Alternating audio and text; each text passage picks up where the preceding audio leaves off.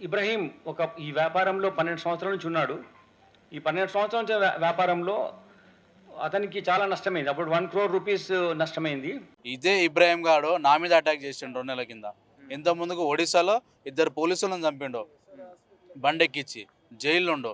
శంషాబాద్‌లో 2 కేసులు, గట్ కేసులో 1 case, Gajwel 1 case, కల్వకుర్తిలో 1 case. ఇప్పుడు ఈ కల్వకుర్తిలో 18/10/25 ఉంది. ములుగులో 19/10/25 ఉంది. ఈ మంత్‌లో జరిగిన కేసులండి ఇవి. ఇక్కడ ఉన్న గోరక్ష కార్యకర్తలను ప్రతి ఒక్కరి మీద వాడు దాడి చేసే ప్రయత్నం చేసిండు. వాడిని కంట్రోల్ చేయలేకపోతున్నారు మీరు.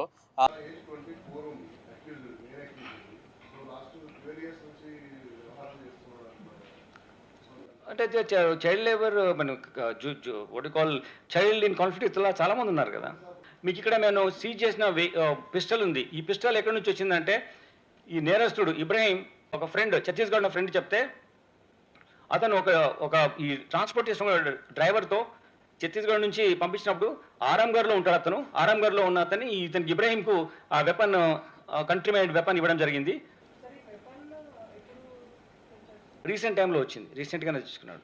ఆ అసద్ కానీ అక్బర్ కానీ చూసుకొని రెచ్చిపోతున్న ఈ కొడుకులు వీటితో పాటు ఎంఐఎం ఎమ్మెల్సీ ఆడ రహమత్ బేగ్ గాడు ఎక్కడ గోరక్ష కార్యకర్తలు బండి పట్టుకుంటే అక్కడికి రావడం, పోలీసు వాళ్ళని సిఐ రూమ్లో కూర్చొని అరే నువ్వేనవరా ఏసీపీ ఏడునవరా నువ్వు రారాడికి ఆవులను వదిలిపెట్టుకొని పోవడం. అసలు పోలీసులకు ఎంత మామూలు పోతున్నాయి. ఇలా మా గోరక్ష కార్యకర్తలు రోడ్డు మీదకి పోతే బండి పట్టుకుంటే కొట్టిరని చెప్పి, పైసలు గుంజుకురని చెప్పి, చైన్లు గుంజుకురని చెప్పి అలాంటి అందరు కార్యకర్తల మీద బదలాలు లేపుతారు కదా. అసలు పోలీసు వాళ్ళకి ఎన్ని మామూలు పోతున్నా మనం డేటా తీయాలి. అసలు వాళ్ళు ₹1 బిజినెస్ చేస్తున్నా వీళ్ళకి తెలుసా? అంటే వాళ్ళకి లింక్ ఉన్నారే కదా. ఇవాళ ఇక చూస్తే గోరక్ష కార్యకర్తలు అందరూ సామాన్య మధ్యతరగతి కుటుంబం నుంచి వచ్చారు. అందరూ కూడా వాళ్ళకి నేర్పిన సిద్ధాంతము గోమాత వాళ్ళ ప్రాణాలు చూసుకోబట్టి అందరు ప్రాణాలు తెగించి ఇలా బయటకు వచ్చి కొట్లాడుతారు. పనిచేసే కార్యకర్తలను బదిలా మేడం అందే పోలీసు వాళ్ళు.